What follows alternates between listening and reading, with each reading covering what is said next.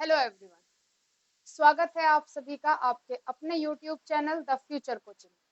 देखिए, जैसा कि आप सभी जानते हैं कि जो वनडे एग्जाम होता है उसमें एक जीएस पर्टिकुलर सब्जेक्ट होता है।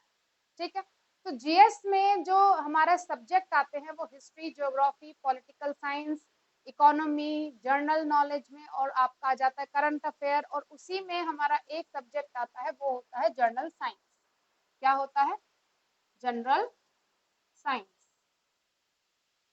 ठीक है, जनरल साइंस को हम एक छोटा सा क्वेश्चन हमसे पूछा जाता है कि भाई अगर हमें एक वनडे एग्जाम के लिए प्रिपरेशन करनी है, ठीक है, हिस्ट्री समझ में आती है, ज्योग्राफी समझ में आती है, क्यों हमें पढ़ना है, बट हमें जनरल साइंस को क्यों पढ़ना है? देखो, ये है तो जीएस का पार्ट ही। ठीक है, एक चीज और इसमें मैं आपको क्लियर कर दूं कि यहाँ पे जो नंबर, जो एक मार्किंग होती है, वो मार्किंग यहाँ पे जीएस जो जनरल साइंस है, जनरल साइंस में केवल आपका 1, 2 या 3 या हद से 5 नंबर तक का आ सकता है, बस। ठीक है, इससे ज्यादा का जनरल साइंस में वनडे एग्जाम के जीएस में नहीं पूछा जाता। ठीक है, तो आप इस जनरल साइंस को पढ़ेंगे भी उसी बेसिस पे। ठीक है, तो ये आपके जर्नल स्टडीज का एक पार्ट है, पूरा एक पर्टिकुलर सब्जेक्ट ये होता है, लेकिन ये क्या है, ये अभी फिलहाल एक जर्नल साइंस यानी कि जर्नल स्टडीज का एक पार्ट होता है। ठीक है, इसको पढ़ना क्यों है? इसको पढ़ना होता है कि भाई हमें ताकि पता चले, क्या पता चले कि जो हमारा पर्यावरण है यानी कि जो हमारा इन्वायरमेंट है, ठीक है, जो हमारा एनवायरमेंट है उसमें होने वाली एक्टिविटी, ठीक, या हमारा जो क्या होता है, हमारा जो शरीर होता है, हमारा जो बॉडी होता है, उसका हम एनाटॉमी पढ़ते हैं। एनाटॉमी मतलब जो उसकी आकार की होती है, जो उसकी शारीरिकी होती है, ये सारी चीजें हमको पढ़नी होती है। ठीक है, आप किसी भी एरिया में जाएंगे, आपके वहां का टेम्परेचर, वहां का, उसके अनुसार आपकी बॉडी किस तरह से काम करेगी, क्या न्यूट्रिएंट आपको चाहिए, क्या नहीं, वो सारी चीजें, उन सब चीजों की नॉलेज के लिए ये सारी चीजें हमें जनरल साइंस में पढ़नी होती है। ठीक है, साइंस का जो यूज होता है वो हर एक फील्ड में कहीं ना कहीं एक अपने ही एक जगह बना के रखता है। आप चाहे वनडे एग्जाम में चाहिए, चाहे आप बिल्कुल जितने भी आपके बड़े बड़े एग्जाम होते हैं, सभी में ये एक जर्नल साइंस का एक पार्ट काफी अच्छा होता है। ठीक है, और उसमें जो मार्किंग होती है, देखो जैसे अगर मैं बात करूं कि अगर आप बात कर रहे हैं यूपीएससी या फिर यूपी पीएससी, इन एग्जाम्स की अगर आप बात करते हैं, तो यहाँ पे भी ये जर्नल साइंस जो है वो आपका किसका पार्ट होता है? जीएस का पार्ट होता है। दोनों जीएस जीएस हो गए, जनरल साइंस की बात मैं कर रही हूँ, यहाँ पे स्टडीज की बात मैं कर रही हूँ। ठीक है, तो इस साइंस के पोर्शन को आप यूपीपीसीएस, यूपीएससी, जो भी आपका एग्जाम होता है, उसी बेसिस पर जो नोट्स हैं उन्हीं के बेसिस पर आपको पढ़ाया जाएगा। ठीक, उसके बाद अगर यूपीएससी लेवल की बात करते हैं तो यहाँ तक तो चलो हम नहीं जा रहे हैं, ठीक, क्योंकि हमें फिर वनडे एग्जाम पे फोकस करना है। लेकिन अगर आप इसको भी पढ़ रहे हैं तो भी आपको जीएस की आनी जरूरी है। अगर आप यूपीपीएससी को पढ़ रहे हैं तो फिर आपको तब भी जीएस का पार्ट, आपको जनरल साइंस आपको वहां पे पढ़ना ही पढ़ना होगा। ठीक है, एक बेसिक साइंस होती है वो आपको जानना बहुत जरूरी है। ठीक है, क्लियर है यहाँ तक बात? ठीक, अब बात करते हैं कि साइंस आखिर है क्या। क्लियर है? चलिए,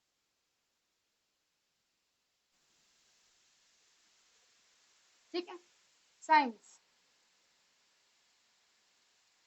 साइंस मतलब विज्ञान।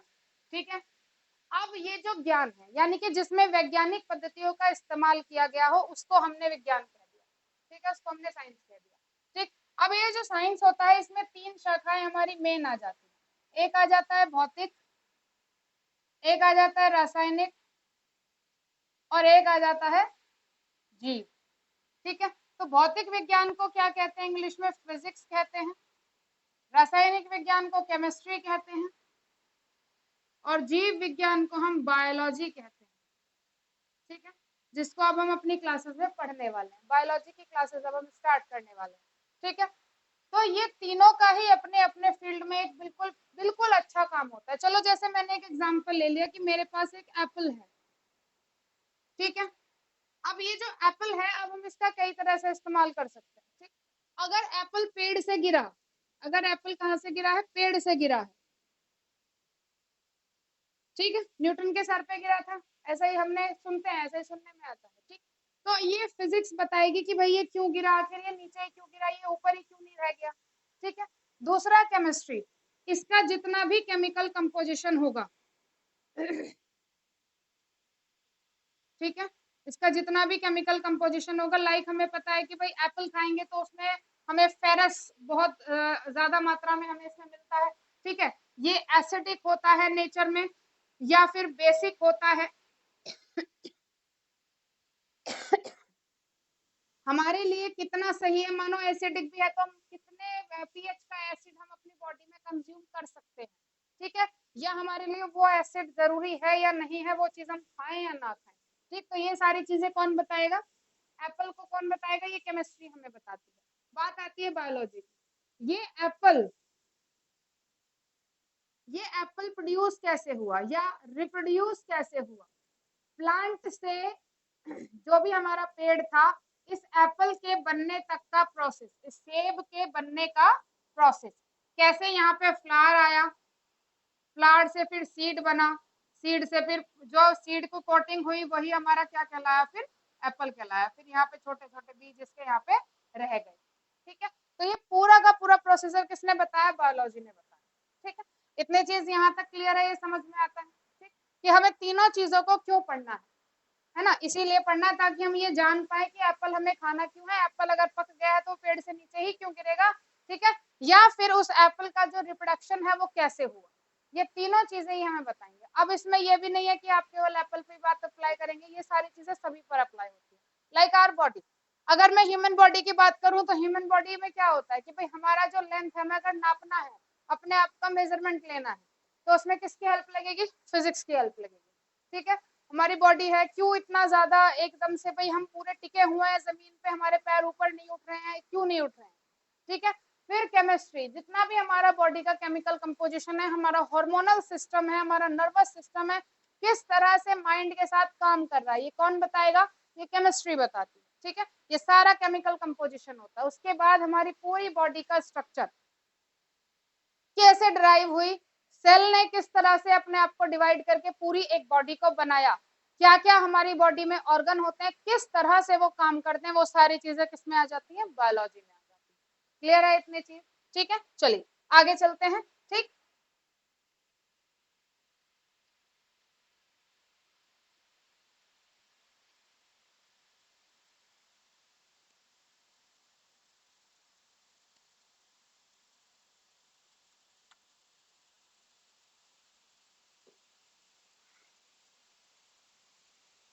अब बात करते हैं हम किसकी? जीव विज्ञान की। या फिर हम बात करेंगे, दोनों लैंग्वेजेस में होगा, बायलिंगुअल क्लास होगी। ठीक है, तो किसी को भी लैंग्वेज प्रॉब्लम नहीं होगी। ठीक, अगर मैं बात करूं जीव और विज्ञान, तो जीवों के बारे में ज्ञान देने वाला शास्त्र, ठीक है, उसको हमने क्या कह दिया? जीव विज्ञान कह दिया। बायोलॉजी क्या हो गया? Bio plus लोगस। बायो का मतलब क्या हुआ? जीव, यानी कि लाइफ, और लोगस का मतलब क्या हुआ? स्टडी। तो स्टडी अबाउट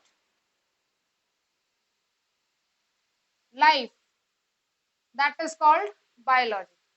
ठीक है, अब यहाँ पे कहीं ना कोई एक साइंटिस्ट या कोई ना कोई एक पर्सन ऐसा हमें जरूर मिलता है जो हमें ये बताता है कि यस, ये चीज डिस्कवर है या ये चीज को स्टडी आउट किया गया, इसमें ऐसा होता है, इसमें ऐसा होता है। ठीक है, तो अगर मैं कंप्लीट बात करूं जीव विज्ञान की, बायोलॉजी की, तो इसके फादर किसको कहा जाता है? जीव विज्ञान के फादर कहा जाता है किसको? अरस्तु को। किसको कहा जाता है? अरस्तु को कहा जाता है। ठीक है, अब अरस्तु जी ने पूरे जीव विज्ञान के बारे में बताया था कि हाँ, ये जो प्लांट होते हैं, ये जो ह्यूमन बॉडी होती है, ये किस तरह से काम करती है, प्लांट में भी जीवन है, ये सारी चीजें किसने बताई थी? अरस्तु ने बताई थी। इसीलिए जीव विज्ञान के जनक किसको कहा गया? अरस्तु जी को कहा गया। ठीक है, अब जो ये जीव विज्ञान है, ये दो शाखाओं में बटा हुआ है। एक हमारा होता है क्या? जूलॉजी, जिसको हम कहते हैं प्राणी विज्ञान। ठीक है, दूसरा होता है बॉटनी, जिसको हम कहते हैं पादप विज्ञान। ठीक, अब यहाँ पे ध्यान देने वाली एक बात है कि अगर आपसे पूछा जाए कि जीव विज्ञान के जनक कौन है, तो आप कहेंगे अरस्तु। आपसे पूछा जाए कि प्राणी विज्ञान, जूलॉजी के जनक कौन है, father of zoology, father of zoology, तो भी आप कहेंगे अरस्तु। ठीक है, क्योंकि इन्होंने फर्दर जो काम किया था, बाद में जो ज्यादा काम किया था, एक सब्जेक्ट पर्टिकुलेट हो जाते हैं हर एक सब्जेक्ट साइंटिस्ट, तो उन्होंने किस पे काम किया था? जूलॉजी पे काम किया था। तो दोनों के फादर कौन माने जाते हैं? अरस्तु माने जाते हैं। बात आती है father of botany, father of बोटेनी या बोटनी, दो देखो प्रोनाउंसिएशन जो है इंग्लिश का वो थोड़ा आप सभी जानते हैं कि ये थोड़ा सेम या थोड़ा डिफरेंस होता है। ठीक है, कुछ लोग इसको बोटेनी कहते हैं, कुछ लोग इसको बोटनी कहते हैं, तो जो भी आपको, या बॉटनी बॉटनी एक थोड़ा सा है ना आपके वोकल साउंड का फर्क आता है। ठीक है, तो बोटेनी भी ठीक है और बॉटनी भी ठीक है। क्लियर है बात? तो फादर ऑफ बॉटनी कहे जाते हैं थियोफ्रेस्टस। कौन कहे जाते हैं? थियोफ्रेस्टस। ये कहलाए हमारे फादर ऑफ बॉटनी। आगे चल के इन्होंने ही ज्यादा से ज्यादा काम बॉटनी पादप विज्ञान पर किया था, क्योंकि दोनों की लाइफ अलग अलग होती है। ठीक है, प्लांट की लाइफ अलग होती है, ह्यूमन की लाइफ अलग होती है। प्लांट में ऑटोट्रॉफिक न्यूट्रिएंट है, लेकिन ह्यूमन में हेटरोट्रॉफिक न्यूट्रिएंट है, यानी कि प्लांट अपना खाना खुद बना सकते हैं और हम लोग डिपेंड हैं दूसरों पर। प्लांट पर, एनिमल पर हम लोग डिपेंड है कि हम जो हम अपना खाना बनाएंगे वो हमें उनकी हेल्प लगेगी। लेकिन प्लांट किसी पर डिपेंड नहीं है, प्लांट को केवल रॉ मटेरियल चाहिए, उसको आसानी से नेचर से मिल जाता है और वो सारी चीजों को इकट्ठा करके खुद ही अपना फूड प्रिपेयर कर लेते हैं। ठीक है, या आप में से कोई हो जो प्लांट को जाते हो कि ले भाई खाना खा ले, आज हमने पनीर बनाया है।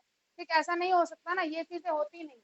ठीक, जो प्लांट है वो आपको पनीर, जो आपको पनीर बनाने का रिसोर्सेज होता है, लाइक आपको टमाटर चाहिए, प्याज चाहिए, मसाले चाहिए, सारी चीजें आपको दे सकते हैं, लेकिन वो आपसे कहेंगे नहीं आपने पनीर बनाया हमको दे दो, क्योंकि उन्हें आपके उस न्यूट्रिएंट की जरूरत ही नहीं है, वो अपना न्यूट्रिशन खुद तैयार कर सकते हैं with the help of photosynthesis. ठीक है, तो ये इतनी चीज आपको समझ में आती है कि भाई जीव विज्ञान क्या है, उसके फादर कौन है, किस तरह से इसका डिवीजन किया गया। ठीक है, तो आज की क्लास में हमारा यही टॉपिक होगा कि कौन किसके जनक माने जाते हैं, क्योंकि जो जीव विज्ञान होता है ना उसकी अलग अलग अलग अलग शाखाएं होती हैं। ठीक है, तो कौन किसके जनक माने जाते हैं, उनकी स्टडी क्या है, वो सारी चीजें हम पहले इसमें डिस्कस करेंगे, क्योंकि यही से क्वेश्चन आता है। ठीक है, पूरी एनाटॉमी आपसे कोई नहीं पूछेगा कि पूरा हमें डाइजेस्टिव सिस्टम बताइए, या हमें पूरा एक ट्रांसपोर्टेशन बताइए, कैसे प्लांट ट्रांसपोर्ट करता है वाटर का, ये आपसे कोई नहीं पूछने वाला। टू द पॉइंट क्वेश्चन पूछे जाएंगे। अगर आपसे पूछा भी जाएगा ट्रांसपोर्टेशन के बारे में, तो वो ये पूछेंगे कि भाई हमें ये बताओ कि जो जाइलम है वो किस लिए उपयोग किया जाता है पौधों में। ठीक है, रॉ मटेरियल क्या है, ये बेसिक बेसिक क्वेश्चन आपसे जनरल साइंस में पूछे जाते हैं। ठीक है, कोई पूरा एक डिस्क्रिप्टिव आपसे नहीं पूछेंगे। डिस्क्रिप्टिव आपसे तब पूछेंगे जब आप, जैसे यूपीएससी के एग्जाम में आप बैठे हैं, आपने एज अ साइंस या जियोलॉजी आपने उसको पर्टिकुलर सब्जेक्ट लिया है। ठीक है, क्लियर है इतनी बात? ये इतना समझ में आता है, इसको नोट कीजिए। चलिए, तो अब हमारा टॉपिक क्या है कि जो जीव विज्ञान की शाखाएं होती हैं, ठीक है, different branches and their fathers. ठीक है, क्या होगा हमारा टॉपिक? डिफरेंट ब्रांचेस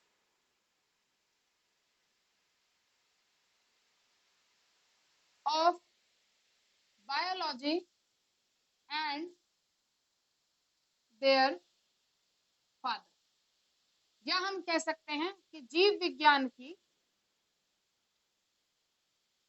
विभिन्न शाखाएं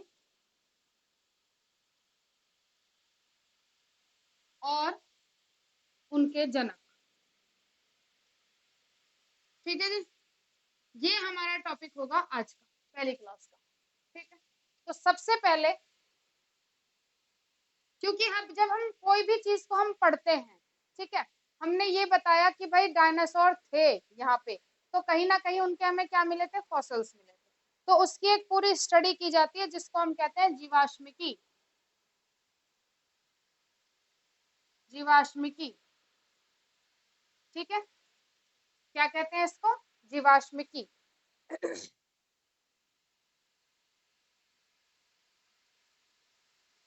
ठीक, जिसको इंग्लिश में कहा जाता है पैलियोंटोलॉजी।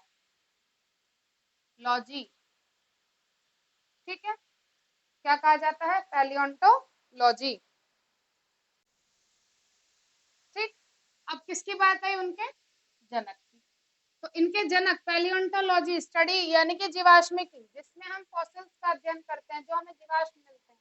ठीक है, कहीं किसी एनिमल का हड्डी मिल गया या किसी का हमें थोड़ा सा ब्लड सैंपल मिल गया या किसी की छाप मिल गई, ठीक, तो जब हम उसकी स्टडी करते हैं तो उसके स्टडी के जो एक तरह से डिराइव किया था, स्टडी आउट किया था कि इस तरह से हमको स्टडी करनी है, तो उनके जनक माने जाते हैं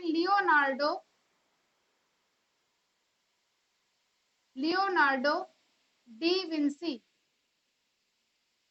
ठीक है, लियोनार्डो डी विंसी। ठीक, उसके बाद क्योंकि पादप विज्ञान को स्टडी जो पढ़ना शुरू किया था, जो उसमें खोजबीन करनी शुरू की थी, वो शुरू कर दी थी थियोफ्रस्टस ने। ठीक है, तो पादप विज्ञान के जनक किसको कहा गया? थियोफ्रस्टस को कहा गया। ठीक है, चलो इसको भी लिख लेते हैं। पादप विज्ञान के जनक, पादप विज्ञान मतलब बॉटनी, उसके जनक कौन हो गए? थियोफ्रस्टस। ठीक है, अब उसके बाद जो ये एक पढ़ लिया गया चीज, उसको पढ़ने के बाद उसमें कुछ चेंजेस होते हैं। ठीक है, उसको एक और नाम दे दिया गया, आधुनिक पादप विज्ञान। ठीक है, अब नाम तो मुझे बताने की जरूरत नहीं पड़ेगी, मॉडर्न बोटैनी। ठीक है, इसके जो फादर कहे गए वो कहे गए लीनियस। कौन कहे गए? लीनियस। ठीक है, लीनियस को बताया गया इनके फादर। ठीक, अब जब हम स्टडी कर ही रहे हैं तो फिर हमारा एक पोर्शन आता है जिसे हम कहते हैं कि भाई जो हम है या हम कोई प्लांट है, जैसे आम है, आम का जो बीज होता है उससे अगर आप प्लांट उगाएंगे तो नेक्स्ट आम का ही प्लांट बनेगा। ऐसा क्यों भाई? है ना, क्यों? क्योंकि उसमें एक कहीं ना कहीं उसके जीन प्रेजेंट होते हैं, प्रीवियस उसमें डीएनए प्रेजेंट होता है। जब वो फर्दर डिवाइड करके एक नया प्लांट बनाता है तो वो सेम स्पीसीज का प्लांट बनाता है। ठीक है, कहने को बहुत छोटी सी बात है कि भाई इंसान है तो इंसान से इंसानी बच्चा ही पैदा होगा, शेर का बच्चा शेर ही होगा। ठीक है, लेकिन ये सारी चीजें स्टडी आउट की किसने? कि ऐसा क्यों हो रहा है, क्या रीजन है ना, तो इन सारी चीजों के स्टडी को कहते हैं अनुवांशिकी। अनुवांशिकी या इसको कहते हैं जेनेटिक्स। ठीक है, और फादर ऑफ जेनेटिक्स या अनुवांशिकी के जनक कहे जाते हैं Gregor John Mendel. Gregor John Mendel. ठीक है, इन्होंने ही बताया था कि किस तरह से जो जेनेटिक्स है, जो हमारे जीन्स होते हैं, हमारा डीएनए होता है, क्यों हमें रिजेंबल करवा रहा है कि अगर हम एक जनरेशन में हम आए हैं भाई, ठीक है, एक नया जन्म हमको मिला है, तो हम अपने माता पिता से रिजेंबल क्यों कर रहे हैं, हम उनकी तरह क्यों दिख रहे हैं। वो सारी चीजें हमें किसने बताई थी? ग्रेगर जॉन मेंडल ने। ठीक, और इन्होंने जो अपना एक्सपेरिमेंट किया था वो मटर के प्लांट पर किया था, ये भी ध्यान रखना, मटर के पौधे पर अपना एक्सपेरिमेंट किया था।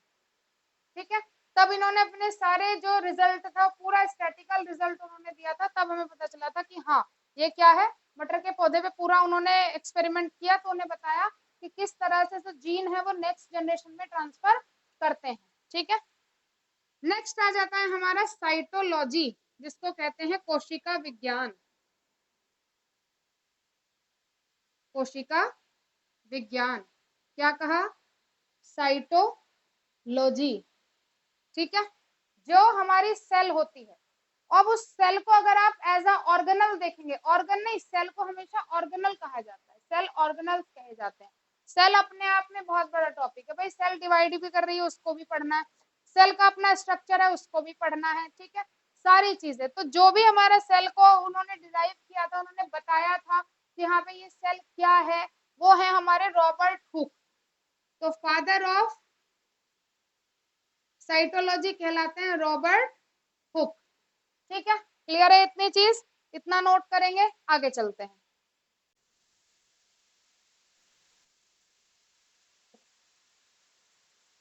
ठीक, जब सेल को पढ़ लिया, रॉबर्ट हुक ने बता दिया। रॉबर्ट हुक ने भी ना पहली बार डेड सेल देखी थी। ठीक, उन्होंने एक कॉर्क होता है ना, जो आपने शैंपेन की बोतल देखी होगी, उसमें एक लकड़ी का कॉर्क लगा हुआ होता है ऊपर से, जिसको डार्ट भी कहते हैं। उन्होंने जब उस डार्ट का अपने ही बनाए हुए माइक्रोस्कोप में उसको अध्ययन किया, उसको स्टडी किया, उन्होंने देखा कि काफी बड़े बड़े शेल्स उनको नजर आए थे। ठीक है, तो उन्होंने इसको ना खाली होल नजर आए थे, तो उन्होंने कहा था कि ये कुछ शेल्स हैं यहाँ पे, सेल नहीं कहा था उन्होंने। ठीक है, उन्होंने क्या कहा था? शेल्स हैं। बाद में उन्होंने ये डेड सेल देखी और नाम उनको सेल दिया, और उसके बाद फिर उन्होंने लिविंग सेल देखी कि भाई अगर ये चीज है तो कहीं ना कहीं लिविंग में भी प्रेजेंट होगी। फिर उन्होंने एक पूरे लिविंग ऑफ प्लांट में सेल देखी थी, तब उन्होंने बताया था कि हाँ ये सेल भी कोई चीज यहाँ पे है। ठीक है, चलिए अब बात करते हैं, अगर हम प्लांट की हम बात करते हैं,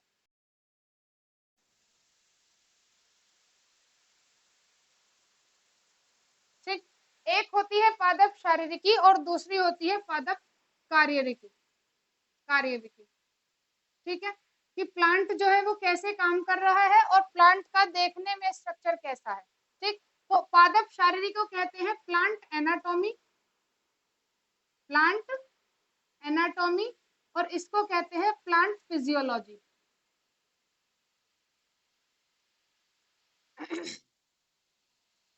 ठीक है, पादप शारीरिकी की क्या कहलाएगी, प्लांट एनाटॉमी, और पादप कार्य की क्या कहलाएगी, कार्य की, ये कहलाएगी प्लांट फिजियोलॉजी, की प्लांट जो है किस तरह से काम कर रहा है।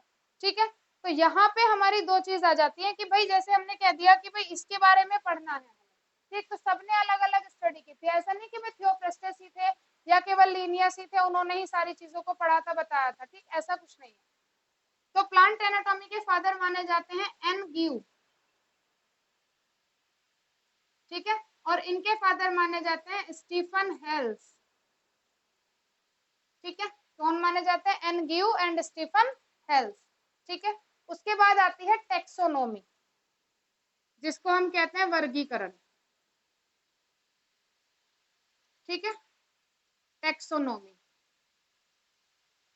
तो टेक्सोनोमी का क्या मतलब हुआ कि मान लो जैसे कोई प्लांट है, ठीक है, अब जो प्लांट में भी आपने देखा होगा कि प्लांट में वेरियस टाइप ऑफ प्लांट आ गए, जैसे मैंने प्लांट को ही डिस्क्राइब किया, ठीक, तो प्लांट में भी एक प्लांट है जिसका स्टेम काफी मोटा है और वो पेड़ भी बहुत बड़ा है, आपने देखा कि कोई बहुत पतला सा स्टेम है और पेड़ की स्ट्रक्चर भी थोड़ी अलग है, फिर बिल्कुल पतला सा है, ठीक, फिर छोटा सा प्लांट वो हो गया, फिर कुछ नीचे की तरफ स्टेम जा रहे हैं, तो इन सबका क्या किया गया, डिवीजन किया गया, ठीक, इसी डिवीजन को और उन सारे अलग अलग प्लांट्स को अलग अलग किसमें रखना, फाइलम में रखना, उसी को हम क्या कहते हैं, टेक्सोनोमी कहते हैं, ठीक है। या हम दूसरा एक एग्जांपल आपको बताऊं, जैसे एक प्लांट है तो आपने देख लिया कि भाई उसमें जड़ें होंगी, उसमें स्टेम होगा, उसमें ब्रांचेस होंगी, और उसमें कहीं ना कहीं लीव प्रेजेंट होगी, ठीक है, तो ये हमारा प्लांट कहलाया। फिर आपने देखा कि भाई हाथ भी प्रेजेंट है, चेहरा भी है, ठीक है, पैर भी हैं, किसी के 4 पैर हो गए, किसी के 2 पैर हैं, ठीक, उसको हमने सबको किसमें रखा, और वो मूवमेंट में है, एक जगह से दूसरी जगह जाने में कैपेबल है, तो हमने उनका वर्गीकरण कर दिया कि भाई ये क्या है, ये एनिमल है। तो ये वर्गीकरण होता है कि आप किस तरह से दूसरी चीजों को क्या करते हैं, अलग अलग अलग अलग डिवाइड करते हैं, ठीक, तो इसी टेक्सोनॉमी के फादर भी किसको माना जाता है, लीनियस को माना जाता है, किसको माना जाता है, लीनियस को माना जाता है, ठीक है। यहाँ तक चीजें क्लियर है, इतना नोट कीजिए।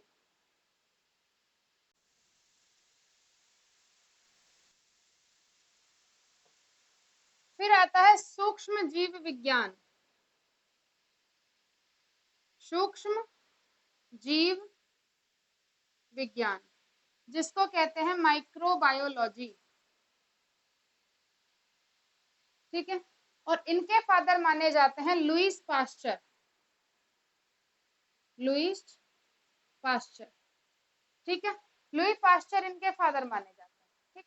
उसके बाद आता है हमारा कि भाई जो हमारा क्या होता है, ब्रायोलॉजी, फिर क्या होता है, इंडियन ब्रायोलॉजी, भारतीय ब्रायोलॉजी जिसको हम कहते हैं, इंडियन ब्रायोलॉजी, ठीक है, ये प्लांट किंगडम का एक हमारा ब्रायोफाइट्स होता है, उनकी स्टडी होती है, ठीक है।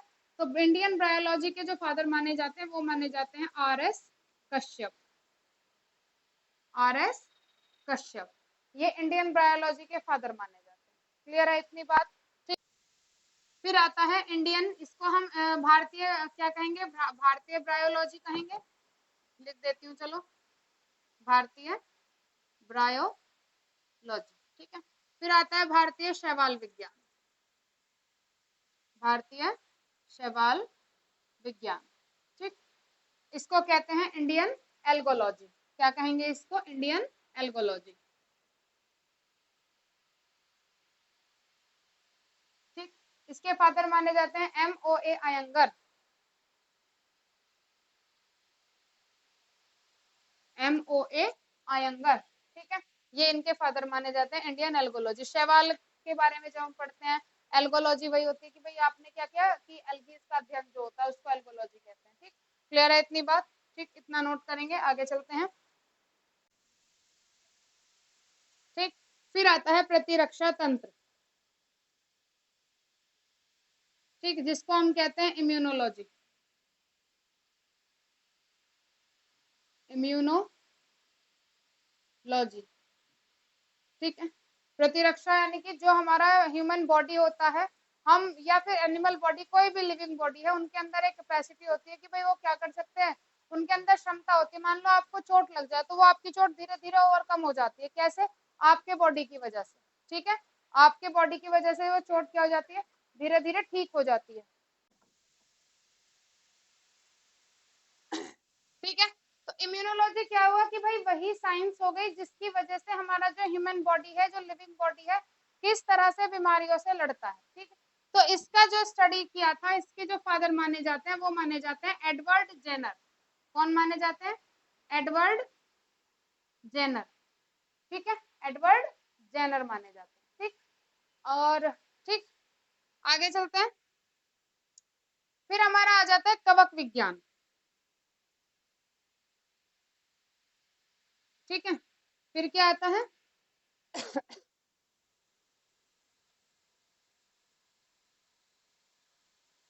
फिर क्या आता है? कवक विज्ञान। कवक विज्ञान को क्या कहते हैं? फाइकोलॉजी कहते हैं।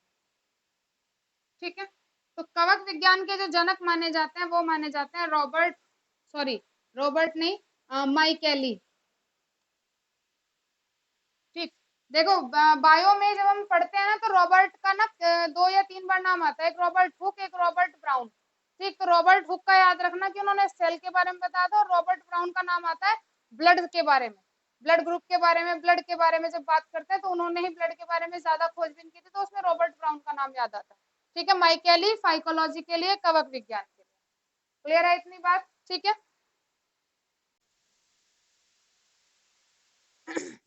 कवक विज्ञान के बाद की अगर मैं बात करूं तो फिर हमारा आ जाता है जीवाणु विज्ञान।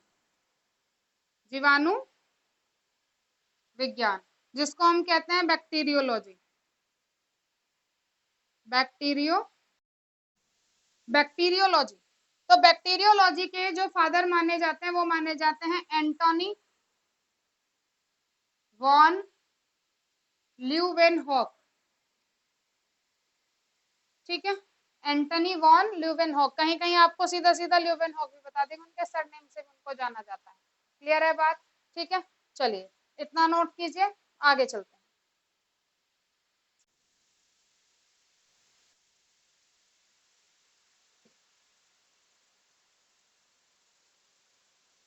एक हमारा टॉपिक आता है, एक हमारा टॉपिक आता है उत्परिवर्तनवाद।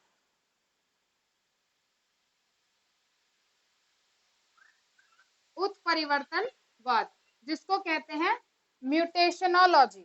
ठीक है, जिसको क्या कहते हैं? म्यूटेशन लॉजी कहते हैं, म्यूटेशन लॉजी।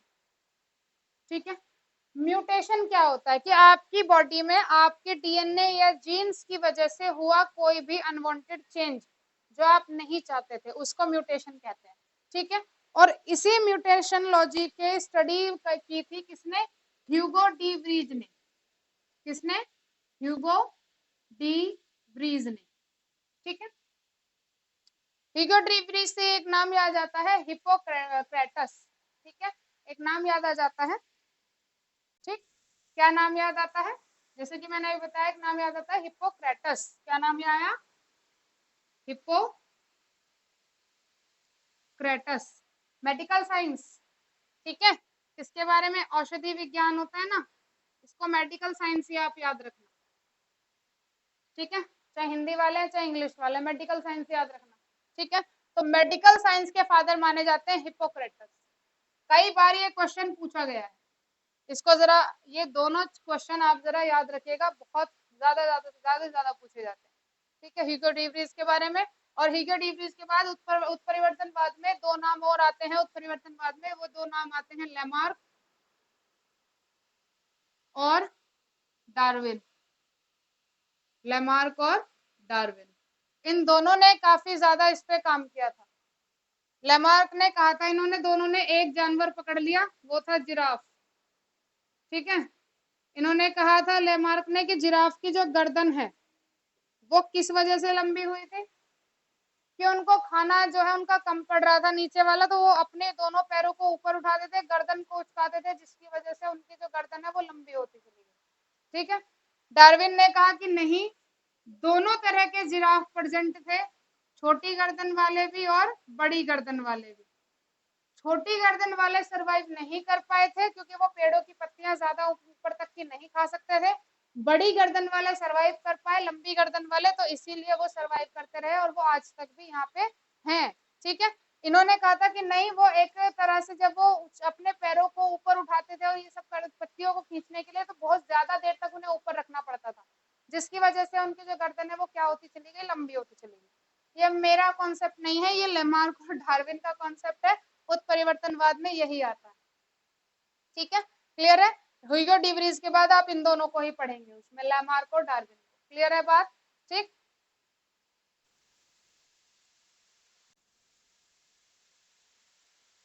ठीक है, चलिए फिर नेक्स्ट एक नाम आता है पारिस्थितिकी, जिसको हम कहते हैं इकोलॉजी। इकोलॉजी के फादर माने जाते हैं अलेक्जेंडर वॉन हेम्बोल्ट। कौन माने जाते हैं? काफी बड़ा नाम है, याद रखना, अलेक्जेंडर वॉन हेम्बोल्ट। ठीक है, ये इकोलॉजी के फादर माने जाते हैं। क्लियर है बात? यहाँ तक कोई दिक्कत? ठीक है, चलिए आगे चलते हैं। इकोलॉजी के फादर कौन हुए? Alexander von Humboldt. फिर आती है भारतीय इकोलॉजी, इंडियन इकोलॉजी, भारतीय पारिस्थितिकी, या उसको हम क्या कहेंगे, इंडियन इकोलॉजी। ठीक है, और इनके जो जनक माने जाते हैं वो माने जाते हैं आर मिश्रा। आर मिश्रा, ठीक है, आर मिश्रा इनके जनक माने जाते हैं। ठीक, तो ये हुआ हमारे विभिन्न शाखाएं और उनके जनक। ठीक, जो इम्पोर्टेंट है वो मैंने आपको बता दिया, वरना तो बहुत लंबी, कम से कम बहुत लंबी लिस्ट है। जितनी ज्यादा आपकी बायो है ना, आप उसमें चाहे किसी भी एक पर्टिकुलर ऑर्गन की भी मैं बात करूंगी, उसकी भी अलग स्टडी है, उसके भी जनक का नाम है। ठीक है, अगर मैं ह्यूमन की अगर आपसे मैं बात करूं, जैसे मैंने कह दिया कि भाई हृदय की हमें स्टडी करनी है, ठीक है, हार्ट स्टडी हमको करनी है, तो हम उसको कहेंगे कार्डियोलॉजी। क्या कहेंगे? कार्डियोलॉजी। तो ये सबकी स्टडी का अलग अलग नाम होता है, तो सारे तो हम वैसे भी याद नहीं रख सकते, लेकिन जो मोस्टली पूछे जाते हैं, ठीक है, और जो इम्पोर्टेंट है वो मैंने आपको करा दी। ठीक, इतने भी आप याद रखोगे मोर देन सफिशिएंट होता है। ठीक, अब नेक्स्ट क्लास में हमारा जो टॉपिक होगा वो होगा कि जो विभिन्न शाखाएं होती हैं और उनकी स्टडी को क्या हम कहते हैं। क्लियर है बात? वो हम अपनी नेक्स्ट क्लास में पढ़ेंगे। ठीक है, तो आज की क्लास में इतना ही, मिलते हैं नेक्स्ट क्लास में, तब तक के लिए थैंक यू सो मच।